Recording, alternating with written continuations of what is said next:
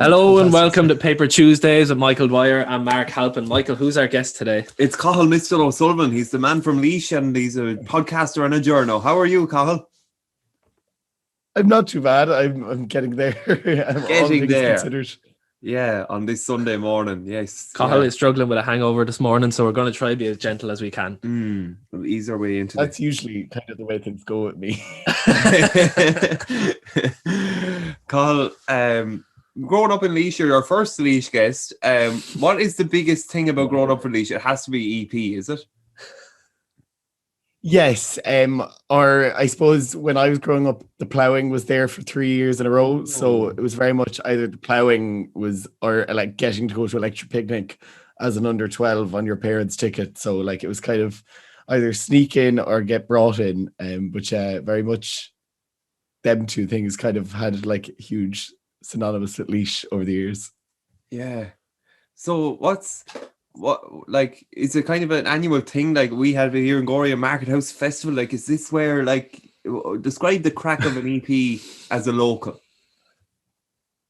Oh, well, like growing up, you always wanted to get in. Like my parents didn't go generally. So like I'd get in on my friend's dad's ticket because like his mom could bring in two of their kids and then they'd bring in two of us then like as a friend as well. So like you're always just looking for an opportunity to go regardless. But like I've been going since I was like 14 and people think that's mental. Like I'm 23 now, it feels like ancient, but yeah, like EP weekend, you start on a Thursday. It actually starts the week before, like, and we'll go like we do a big EP shop. Like you go to big Tesco and like you have to get all the beer in and like it's built up even in school. Like growing up in school in sixth year, you're like leaving school early on the Friday just to go to lecture picnic. Like it's something people don't really understand when you go to college, but they're like, oh sure, it's only a festival. Like, and I'm like, no, it's bigger than that when it comes to like Laois people.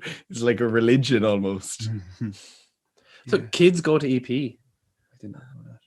Yeah, well, like we get in under 12 because, and like even when we were 16, we were getting in under 12. Like, so that's wild. That is. I thought it was too young for EP when I was like 18. I've never been because I'm boring, but I've always, I've actually never had the desire to go. Really? No, just like EP. No, why? I went to C sessions one year and I hated it. Did you? Yeah, it was just not for me at all. Sand, like it's different. Like Hendrick's campsite is like where I'd like my ashes to be spread. Like it's that, like it's just like it's hard to explain until you're there. But like when there's like a big, like I don't know if you've been to festivals, but when the crowd starts cheering at the campsite and it like starts moving across the whole campsite, like there's nothing like that at a lecture picnic and a warm can of cider. Like, oh, it just yeah. Just the thought of waking up in a tent just rattles me. Well, that's also the thing. We have the pleasure of being able to be like 5 minutes away. So we come home and we sleep in our bed and we shower and we get like we camp, but we don't camp. My mom says it's the one weekend of the year where she'll get up at like 6 o'clock in the morning and come out and get us because we want to shower and we want to like go back at it again at like 12 o'clock the next day. So that's the pleasure of being so close. That's the dream. Wow, that is the dream. Yeah, Janie, that's class. Because that's what I always said about the posh camping. I'm sure posh camping would be class, all right. Glamping, Mike. Glamping. Yes, that's sorry. what the kids call it. That's what the kids call it. Yeah, Cathal, you've always wanted to do a podcast, and it must have been great to have started series 1 of it. Tell us what is 1-to-1. Yeah, I look, I've always had a love, I suppose, for audio and kind of storytelling in a way. That's kind of the idea behind me being a journalist. I've always loved telling people something they don't already know. So that's kind of the link. And I've always known I wanted to be a journalist, but the podcast I interned in News Talk Radio and I do a lot of work for them now. But yeah, I work part-time. I used to work part-time in Iceland, the frozen food chain. But we were doing a night shift one night and it's just like I was like trying to think of an idea for a podcast, and at the same time I was working, and we were doing a night shift, and it was just like me and this English girl she's from Manchester, outside Manchester, and she's salt of the earth. I love her to bits, but we were just trying to get through the night shift really, and she was like, "What's one song you'd never like stop listening to? What's one takeaway you'd always?" And I was like, "There's something in that, like one like." And then I was like, "But if there was one person and it was one-on-one, and it was all about ones, there's something in that." So I kind of fielded it to a few friends that are like journos that I know, and they're like, no, absolutely, like 7 things, random questions, different. Each guest gets 7 different questions, but they're all kind of on one. Like, so like, what's one hangover cure, or what's one pint you'll always drink when you go out, regardless.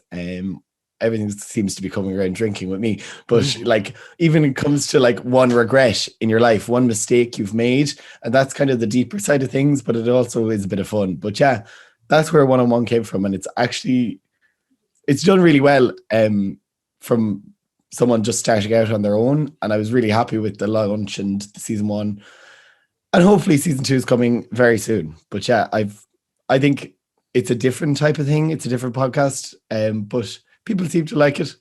I hope so anyway. It's a very personal pod. It's a very enjoyable one to listen to, and you're very good at extracting experiences, because I especially enjoyed the level 5 lockdown one, where you had like just a chain of voice notes, and you could tell, the different personalities that were exchanging what was important to them. I'm just going to take a little left turn and say, like, you were saying how you enjoy radio for sharing people's experiences, and you've done a good bit of research in the past, and you told us beforehand that you've researched into what it's like for gay people in the GAA and their experience.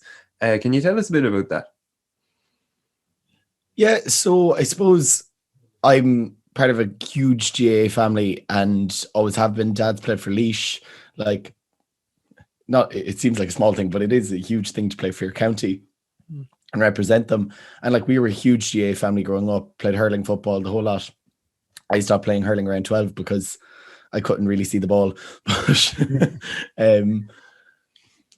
like, I even spoke to first and second years in my old school the other day about growing up gay and like being part of a huge sporting family. And it's something, I suppose, that only came to light with Donald O'Cusack in around, I think it was 2006, when his autobiography Come What May came out. And for me, being like a 10-year-old who knew they were gay at such a young age, like, I knew what it was, and I knew I was different. But seeing Donald Cusack come out, it was like a light switch. It was like, okay, if he can do it, anyone can.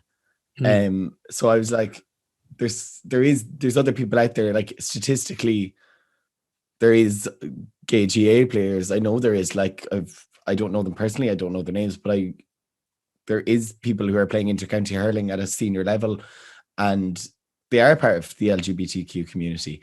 And when I started looking into it for my thesis for the University of Limerick, I wanted, I suppose, extract stories that people had never heard before, like I said. And I suppose when I got into it, there was a lot, kind of, things were darker than I expected. People had been kind of bullied out of clubs and come out in clubs and stopped playing because they didn't feel comfortable, I suppose.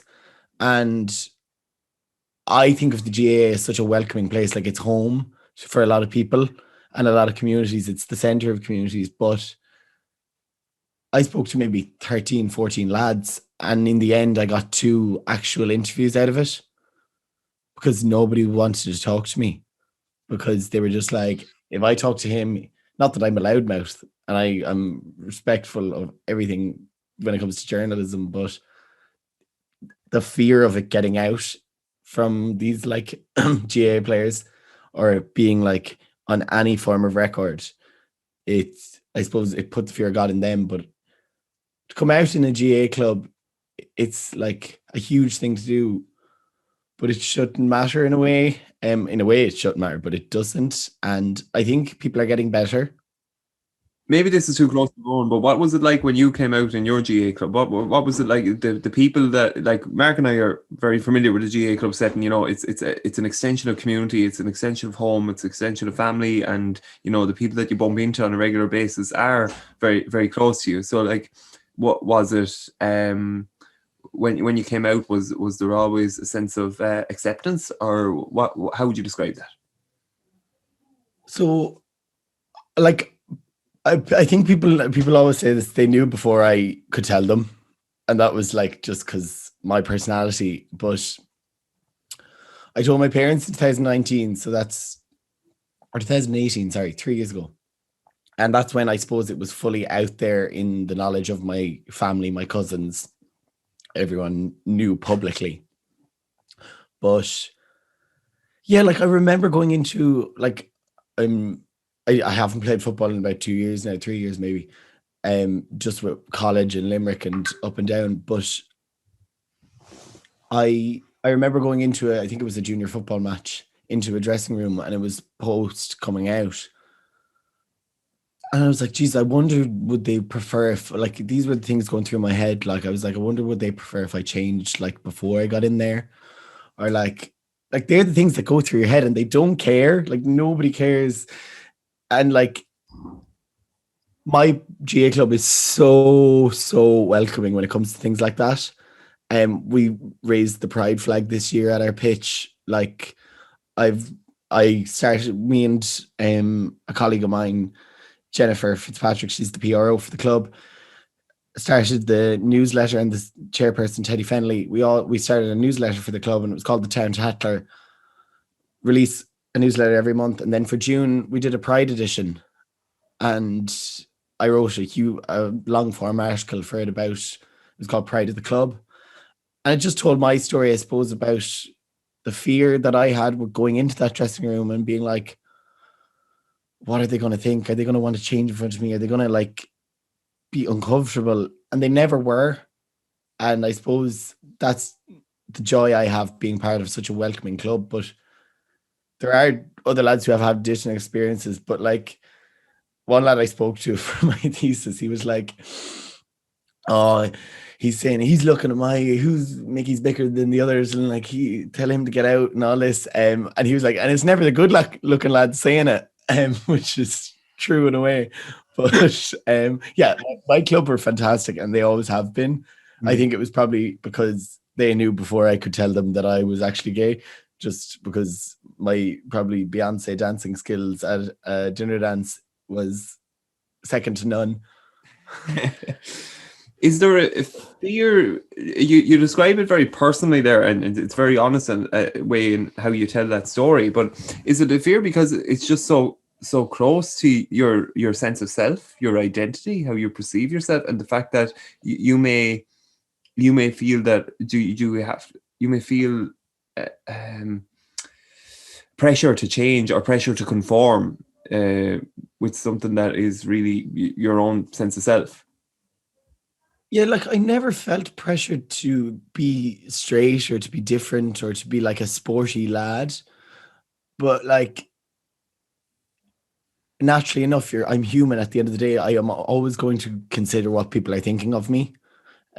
So when it came to sport, like, I was never like the best footballer growing up. And then it got to minor, and I was actually being started on a minor football team for Portlaoise, a huge club. And I was like, this is like huge. I was always a forward growing, like, under 12. And then I decided, I just was put in the backs one time, and I was actually a good back. But when I got, like, started being, like, actually considered for a team, I was like, is the actual effect of coming out going to affect me being started on the team? That's the type of things that go through your head as well. But no, I never felt pressured to be anyone but myself, I suppose. But like, even I tell the story of going down to University of Limerick for the first time in my full Portlaoise GA, like, half sip, the whole lot. I thought it was so cool. And because I was like, I need to act like that, like, lad going in now, living with 8 people.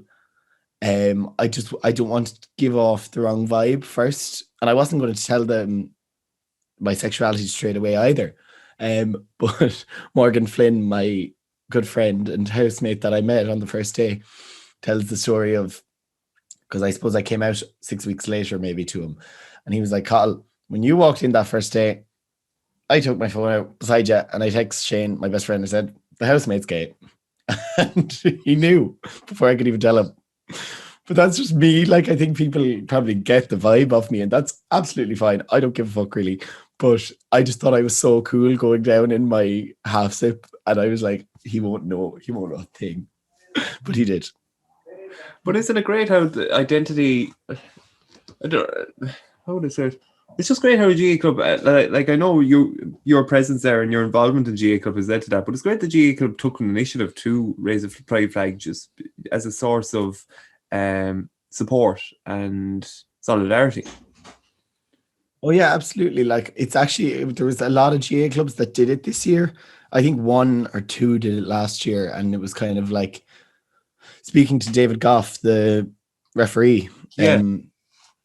I spoke to him there recently. It was around May or March maybe, but he said like 1 or 2 did it kind of last year in lockdown, and it was kind of a half-arsed attempt. But this year, no, we definitely took an initiative to be like, look, it's Pride Month. It's being raised for the whole month of June. And Sonny and Liam, like the groundsmen up in the pitch, when we handed them the Pride flag on the evening of like June, starting for Pride Month, they were like, absolutely, 100%. And they raised it, and the next day it was up. And I was like my mom, my dad driving by, like the GA club's behind my house. It's about like 2-minute drive. Driving by it, they're like, Cathal did that, like. And like, I suppose in a way they're proud, like pride. They were just like, oh, look what like you can do when you put your mind to something. But yeah, like the Portlaoise GA is fantastic. And I hope in a way that any young lad or girl who is part of our club feels, I suppose, comfortable enough to be open with their sexuality now. There is players, and that's their own decision to obviously keep their sexuality to themselves. But like, I hope that might have started something in their head, even just being like, maybe soon. But yeah, they're great. Portlaoise GA are just an app. And actually, like, you look to Dublin, Miguel Erica, the first gay GA team. Like, they're training now at the moment, a lads team and a girls team, and like I think they're entering the league and like championship next year. Like, so it's huge. And like, there isn't this thing of like you walk into a GA club and there's a sign that says no homos, like, but it's nice that they can have that space for themselves as well. But yeah, it's fantastic. In your own personal experience, Cathal, like you said, you came out when you were 20, but you kind of knew yourself, and you reckon everyone else knew when you were younger. Obviously, thankfully, the world is a much more accepting place at the minute for LGBTQ community. But did you still find it hard yourself to come out officially to your parents? Like, was there still that fear there? Like, it obviously still took a tremendous amount of courage to be able to actually say it to your family. Yeah, I say it to this day, it was the hardest thing I've ever done. Like, absolutely. I told my twin, he hates the way I told him to this day. Sorry, I'm a twin, in case you didn't know. But yeah, I came out to all the lads. We have a huge group of lads at home, and we finished our leaving cert and we were at a barbecue, and I was like, look lads, I have something to tell you. I was like, I'm gay or whatever. And the way I phrased it, I was like, I like lads. And they were like, Sully, we knew. And I was like, okay, fair. But then Ronan arrived late or something, and I hadn't told him. And we were getting a taxi back here to our house to get jeans from the barbecue to go back to town. I told him in the taxi. And we were pissed drunk, like, but he hates the way I told him because I just put it all on him really fast. I was like, Band-Aid, gone. And he went to town that night, and I just like avoided him totally. And he just had to deal with all this, like, people coming up being like, oh, you heard the news, like, and he was like, shit. Told my sister kind of that same time, and she was A1 because she's a girl, but it took me another year to come to terms to telling my parents. And it is the hardest thing I've ever done, actually saying them words to my mom. I put a time on it. I was like, Ronan, I'm doing it on this date at this. I was like, if I don't do it after then, I'll never do it. So I put a time limit on it. It was the Thursday before Electric Picnic, coincidentally. So we were getting ready to go off the next day, like for 3 days, never see my mom, barring a car hungover again. And I was sitting on my bed and I was like, I'm going to do it. And Ronan was like, it's 11:30 at night. Like, go to bed. You can do it again. And I was like, no, I've put the time limit on it now. I have to do it. And Ronan turned the corner. He left my room and he was like, started singing fucking what's called Bob Marley. He's like, every little thing going on. And like, in a way, that was the best thing he could have ever done, because I was like, everything is going to be all right. Mom came down. She was going to bed and she poked by my room and she said, why are you still awake? Like, you're up at 7 a.m. to go off like queuing. And I was like, come in, I have something to tell you. And she's like, okay, what's wrong? And she sat down on my bed. And naturally enough, I broke down in tears. I was like, look, I'm gay. And naturally enough, she cried as well. But she's like, it's okay. Like, she's like, it's fine. She's like, that I can deal with. You could be a lot worse things. But yeah, I suppose it took a lot for her in a way, because I suppose she probably felt like I couldn't be honest with her. She thought I was like afraid to tell her. But I was like, I'm not telling Dad. I was like, you can do that. Thanks. See you later. Electric Picnic. No, me and my dad have a great relationship, and we actually, in my head, we've always had a great relationship, but we probably weren't as close, like, as Ronan. Ronan was the hurler, Dad was the hurler, like, and they both like love like soccer, watching sport.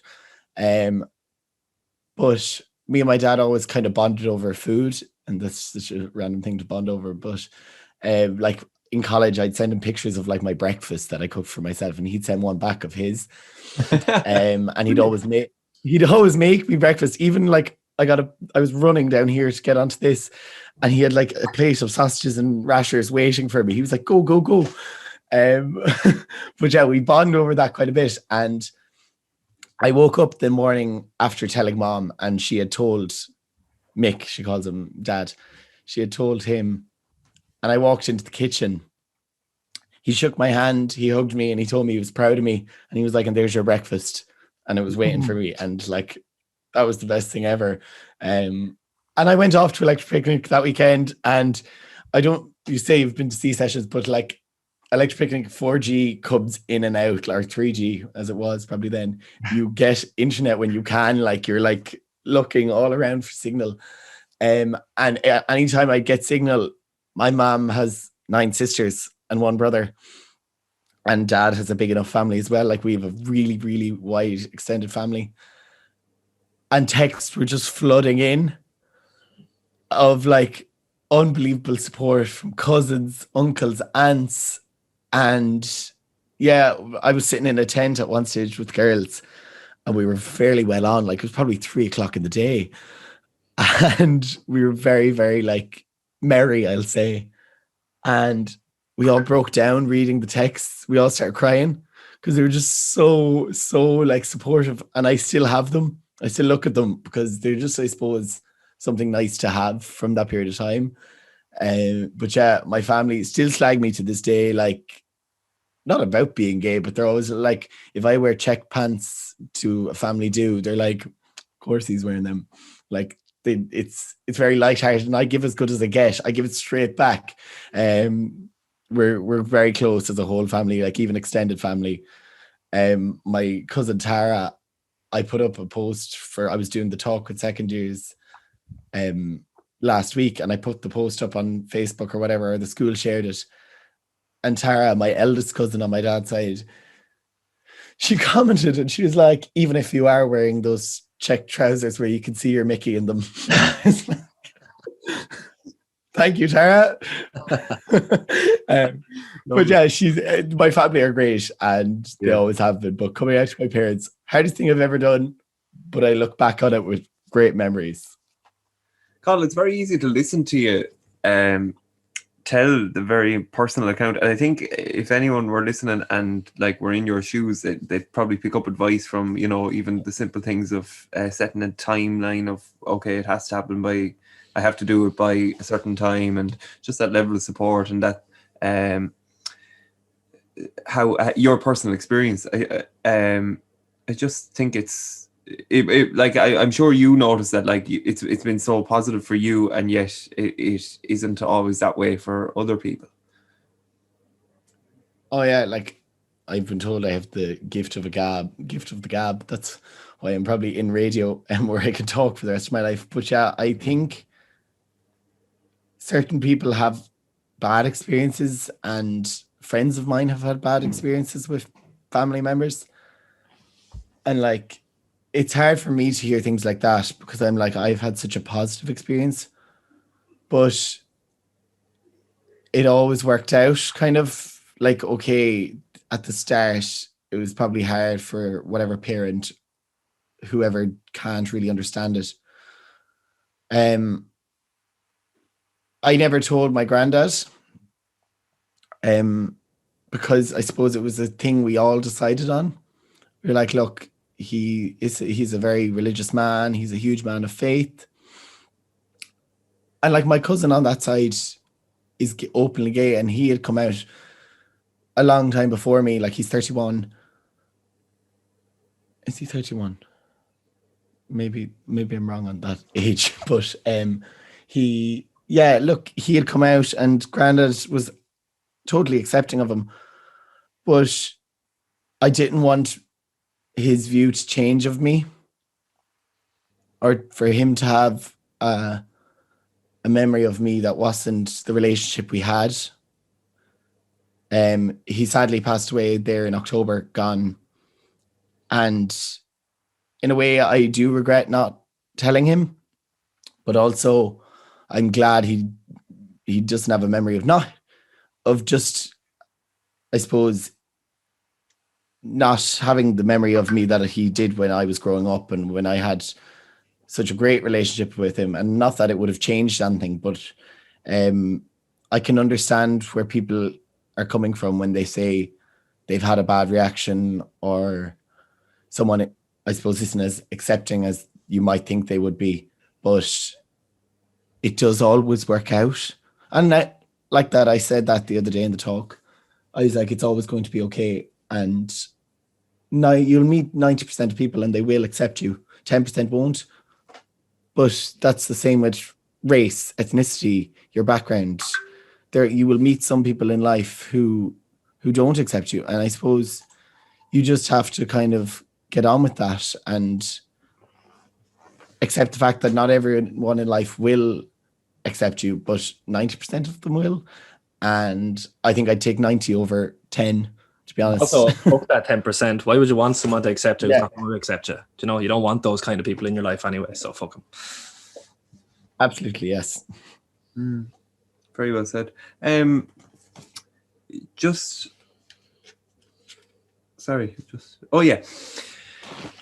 So this is on the personal level, and I know conversations like this and conversations in the school kind of open up the door for this sort of conversation and this sort of acceptance.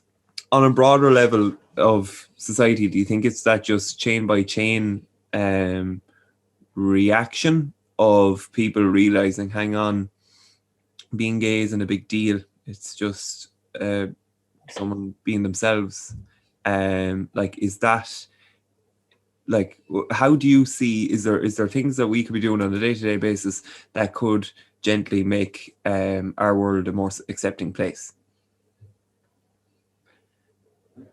Like, I do, I suppose, think like the likes of, like, even like for people who are genderqueer, non-binary, transgender, like, I suppose even things like when I see people with like she, her in their bio, or they, them, I'm like, that's probably like helping someone else be able to put that in their Instagram or Twitter bio and be like, even such a little thing. I suppose like that, I said that in the talk the other day, nobody does care. And like I've said to you, there is a certain amount that probably do. But even me doing that talk the other day, I put up the picture being like, I suppose probably being a little bit proud of myself, like that I had done the talk. But the reaction I got across Instagram was very overwhelming in a way from a lot of my gay friends. They're like, how is a school that has Christian brothers in their name doing something like this? They're like, it's just otherworldly to me. Like, they're like, the fact that you had, number one, the balls to get up and do it, but number two, that the teachers were like, let's get a person in to talk about their experience coming out. Like, something like that. And then friends of mine who are teachers or trained to be teachers, they're like, oh, I'd love to get you into my school. And I'm like, I'm only one person. There's definitely someone from that school who could do that talk. But I suppose even me doing something like that, or even the pride flag at the pitch, it's such little things that we can do to, I suppose, just make someone feel a little bit more welcome. Because being so loud about it isn't always the best thing either. Like, oh yeah, I love the gays. I said that on my story the other day. I was like, being gay is the best thing about me. It is. I love it. I think it's so funny. But I suppose, yeah, like that. An ally is what you are if you support people from the LGBTQ community. And if you can be anything, be an ally. That's it. Yeah. Lovely. Cathal, one-on-one, right? So I thought we'd try our own one-on-one thing. So I suppose one podcast that you could not do without, I suppose it would be one-on-one, is it, Cathal? Pepper Tuesdays.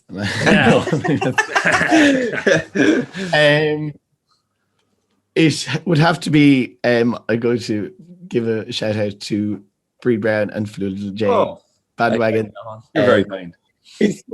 I suppose it's something that I found by chance, I think, during the lockdown. I wasn't a day one listener, but it was something I found during the lockdown, and it got me through a lot of days where you're just kind of like, oh, do I have to stay at home or in my 2K or in my 5K for another day? And like, I live on a road that's called the Block.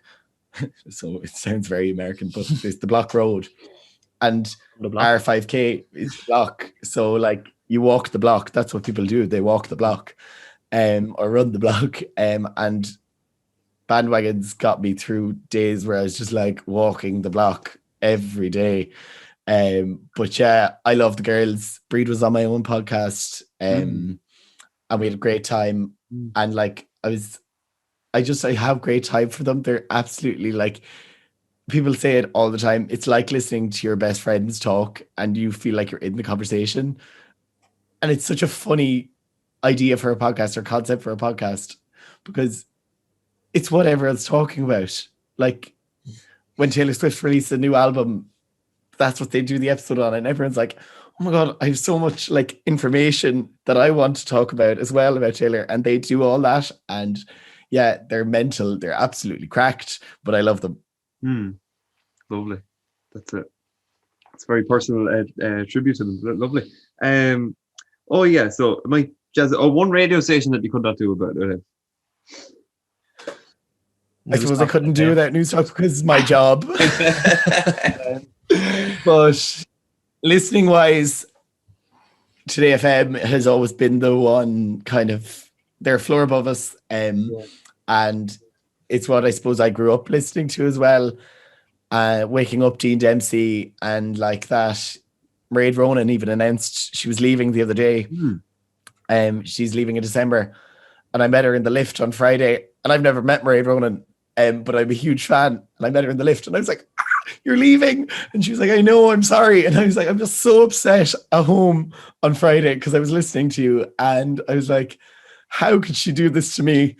But yeah, I suppose they balance that thing of crack and kind of, I suppose, the serious topics and music all in one. And that's good radio in my head. Yeah. So growing up, Carl, I know you say that you wanted to bring out the personal experience, but like, what is it? What is it about? Like, were you taken by a really strong radio presenter when you were younger, or what was it that piqued your interest? Kind of always like, it's funny. I always loved watching This Morning on ITV, and I always loved what Philip Schofield and Holly Willoughby had. And that was when I was like 11 or 10. And I was like, what is that called? Like when you are a television presenter, like how do you study presenting in college? How do you do that? And that was like my thing in my head. But I suppose then when I figured out that I suppose from there you have to start somewhere in like reporting or like in some way like that, I was like, I enjoy English, and like it's probably my strongest point. Maths was never my strongest point. And I looked up kind of courses in journalism or whatever it was when I was like 12. I must have been 12, yeah, in 6th class. And I was like, I found LMO39, which is the course code for the University of Limerick for journalism and media. And I was like, I'm going to do that course. And lo and behold, I did do that course, and I am now graduated from it. But I found my sixth class yearbook the other day, and it was like Cathal O'Sullivan and like all our whole class in it. But it was like, what will you be when you're older? And mine said journalist. So look where we are now. Incredible. I'm always kind of, I suppose, that type of person that wings things and believes that if I put my mind to it, I'm going to do it. And I know I will. I found my first year journal the other day, your school journal, like, and in the back of it, I just wrote down like first year handwriting, brutal actually. I was very shocked to find, but I wrote on it, when I'm in 6th year, I will be Mehel. I'll explain Mehel in a minute. I was like, I will be part of the Mehel team, and I'll have gone to Zambia. Our school goes to Zambia every 2 years on an immersion project. We teach in schools and go to clinics and stuff like that. In 2015, I went to Zambia, and in 2017, I was on the Mehel team. So Mehel is, you kind of like help the first years when you're in 6th year. You kind of bring them in and guide them through the year. So I'm a journalist. I've been to Zambia, and I was on the Mehel team. Oh, Jesus. that is incredible. Law of attraction or what? Sorry, Colin, I'm going to kneel down for a second. My back hurts. All I had on mine was penises that grow coming through on the back of it. They were just in my head. That's mad. Very similar in Gorey. We've Gambia. That's what TYs go on. We didn't go. We didn't appeal to us going to. Well, it appealed to me, but I didn't appeal to the teachers picking people away. And that was a very hard thing actually as well. Ronan, my twin, applied at the time to go, and he didn't get it. And it was a very hard thing for me to be picked and him not be picked. And I suppose it worked out in the end because he went to Liverpool and he won like $2,000 on a bet or something, or $1,000 on a bet. So right, yeah, good going. It worked. Everything works out. It sure does. Yeah, yeah. What's one food, since you are such a foodie, what's one food that you could not do without? Could be a dish, could be anything, ingredient. Oh, like it's hard beat Chinese, but yeah, my mom is a fantastic cook. She's brilliant. I think her roast chicken dinner is just like my go-to. It's my thing that I will always like dream of when I haven't like been home in a while, something like that. So Jacinta's cooking is definitely something that I can't live without. Lovely. Mark, that's the food? A fact. Yeah, no, roast dinners as well. I think I had a buffalo burger yesterday from Hungry Bear, Macklemore, and proper 12 onion yolks and all that. It was unreal. It was very nice. That sounds class. And your man serving me said, "I'm disappointed we sell this because it's Conor McGregor's whiskey." Oh, it's Conor McGregor. What's proper 12 is Conor McGregor. Oh, yeah. All right, okay. And that's on an onion ring. Very interesting. Yeah, I'm going to go with turmeric porridge. I had turmeric porridge this morning. I read, we had a healthy woman on last week. Her name is Teresa Keane. She recommended this book called Mood Food by B is her surname. I'm going to post it on the Insta story because it's a class recipe book. I was flicking through it, and she said that turmeric porridge, you put 2 teaspoons of turmeric, the spice, in your porridge. And it was class. I normally associate turmeric with Indian curries, but yeah, I the porridge. No, I don't like porridge, so No. for me. That's all right, Cathal. Like, it must seem like sacrilege. Apparently, turmeric helps your hair stop falling out. Oh, So apparently, there's a thing called DHT. So it's a form of testosterone, and it blocks that. That's the testosterone makes your hair grey and fall out. oh, But that brings it back. So it does lower to your testosterone in a way, but it also stops your hair falling out. So you have to pick one of the two. right. I think I'd rather be bald now. Yeah. Yeah. That's fair enough. What's one person you could not do without, Cathal? Oh, very personal. I think I shared a room with him. So I'm going to say Ronan. Yeah, it's a funny thing. Like you were kind of feeling things to me beforehand, and it was like when it was what's one thing I didn't know enough to ask, and I was going to say what's a win, but yeah, it's a funny thing. Like it's different, I suppose. When you mentioned beforehand the question, what's the one thing I didn't know enough to ask about? Oh yeah, I was going to say, what's it like being a twin? Because is there an element? I suppose it's different. No, not at all.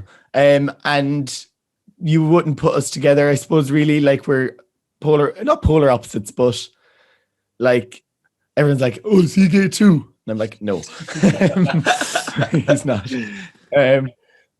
But we did it's a different bond, I think, than like just a brother. Because you share a bedroom. Growing up, you're the exact same age. You have the exact same friend group. You know everything there is to know about one another. It was very I suppose like that. I even mentioned coming out. It was hard to do to him. Hard to come out to Ronan as well, because you're his best friend. He is my best friend. Like he's the same age as me. He's in my friend group. I've spent the longest time we've been apart is 6 weeks in our whole life. And that was when I moved to Budapest at the start of January 2020 for Erasmus, but I moved home because of COVID. But he came over after 4 weeks. So actually it was only 4 weeks. I haven't seen him for a month. And he came over, and when he was leaving, I could just when you feel a lump in your throat and tears run to your eyes and you're trying to hold it back and you're like, I'll see you soon. And it's just Ronan, I couldn't live without my family, but one person I just I turned to him for advice. I turned to him when I have a funny video of something of something so stupid, or we send each other such shit on our phone. But yeah, he's a good one. Do you think you're more in sync with things? I train twins and they move at the same time sometimes. Wow. It's very creepy, but I don't know if that's just chance or if that's actually something going on there. Yeah. Do you feel pain when he feels pain? No, No. Probably not.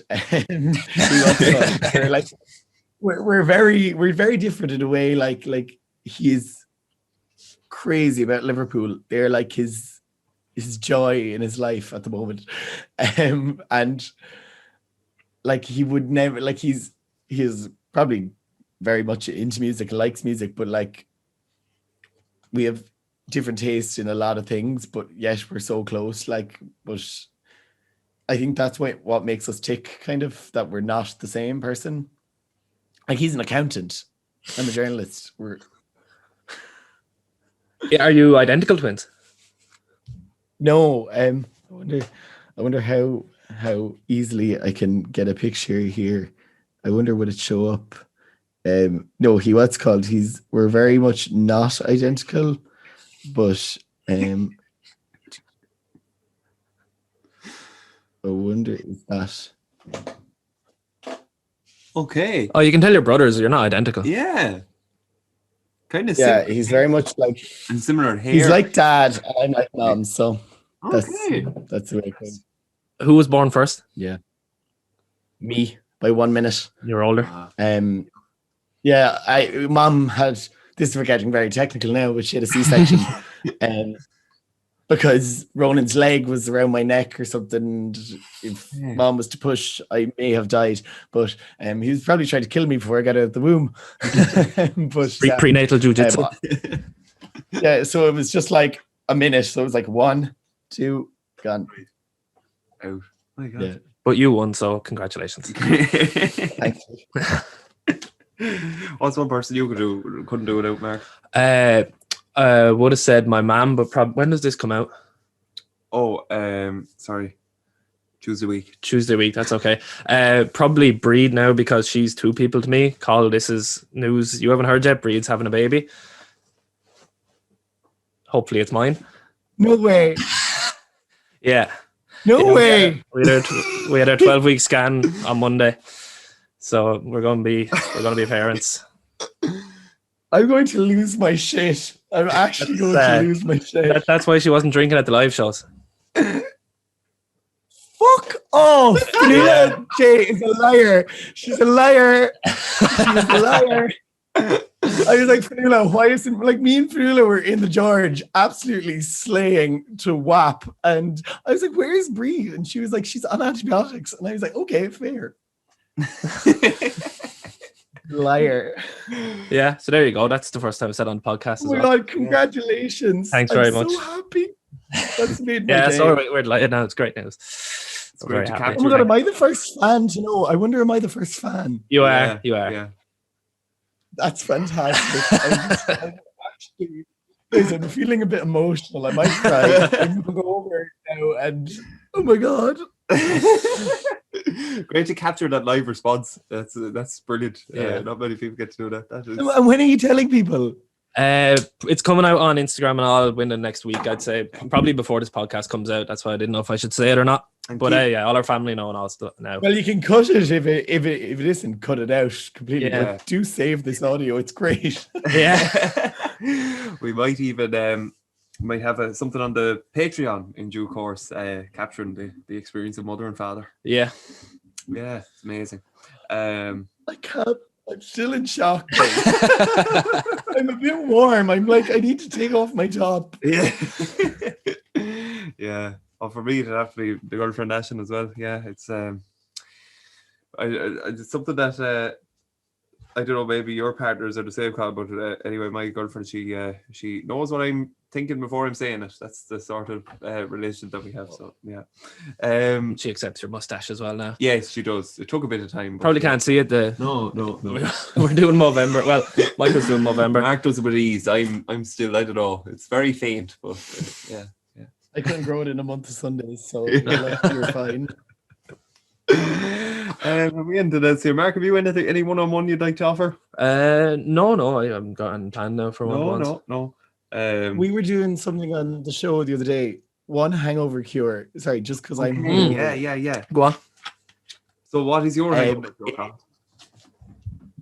It's it's either okay if McDonald's is out of the question, if going down to McDonald's is out of the question, it's a cold can of full fat Coke. I call it full fat Coke, but it's probably full sugar. But that's just what me and my friends call it. Like, we were in Newbridge yesterday shopping and we were like, oh, I'm gonna get a full fat Coke, and they're like, yeah, me too. But a cold can of that, which I had this morning because the shop is beside our house. Or if I'm going to McDonald's, I probably would get food, maybe, I don't know, but two large Cokes, because one cures you and then you enjoy one. So it's generally Coca-Cola that is my cure. Yeah, very much a soda. Yeah, we did it on the show on Friday on News Talk. So what's yours? Mine's probably a bit of a cop-out, but it's probably a chicken fillet roll and a bottle of Lucozade. And then a sauna as well. Just sweat it all out without having to exercise, I think is good. Which is something I do now that the saunas are back open. Yeah, happy days. Michael, what's your hangover cure? Celibacy, or what's it called? Pioneering. I'm going to the pioneering. I'm not sure about the other one. A good shag. Sorry? A good shag. A good shag. Look, he's not wrong. A good cold shower is what I'm going to go for. A safer bet, I think. Yeah. Yeah, I like that too. I like a cold shower. Brilliant. You like a cold shower? Yeah, cold showers are good after a hangover. All right. They are. And in general, you like them. Oh, that's great. Mm. We're doing cold showers the last, what are we in? Nearly 11 months. Yeah. Oh my gosh. Nearly a year now. That's incredible. So I suppose we do this thing called the parish of the week, and the parish of the week this week is the parish of Larchville and Lisduggan down in Waterford. They're doing a Plant the Parish initiative where they're planting shared green areas, and it's just great, Mark. There was actually a photo of a green area and the plants in the ground and a rake of people in high-vis jackets, and that for me was chef's kiss. That's peak anyway. That is your wet dream, isn't it? Oh, people in high-vis jackets having a good time. And grass. Boom. Grass. Oh, yes. Happy days. Now, Anytime. we also have something from our chief. Do you know Flash Flood? You know all the pop gurus, the likes of Bree Brown, and surely you've come across this Flash Flood fellow. No, not yet. No, that's fair enough. Here, let me find him here now. This is our Flash Flood, Cathal. I'm gone. When did I arrive? All they've left me with is my bloody P45. No more sideline general. No more hold and roll. But at least I'll be the crossest bloke down the dole. And for me, who'll they replace? Maybe a man with a bit of grace. But will he ever make the team? I think I better leave right now before it dawns on the players. I think I better leave right now. Here come the knives and the razors. Can't you just see it now on the face of the players? I think I better leave right now. Thank you, James, for whatever that was. That was James Sunn announcing his departure from Castletown's ladies footballer. So yeah, Was it? yes. Oh, yes, right. Yeah. I thought you meant Ole. Didn't he leave today? Oh, Ole, yeah. No, this is from a little while ago. I also have another one. Have we? Yes, let's go for part 2 from Flash. Michael,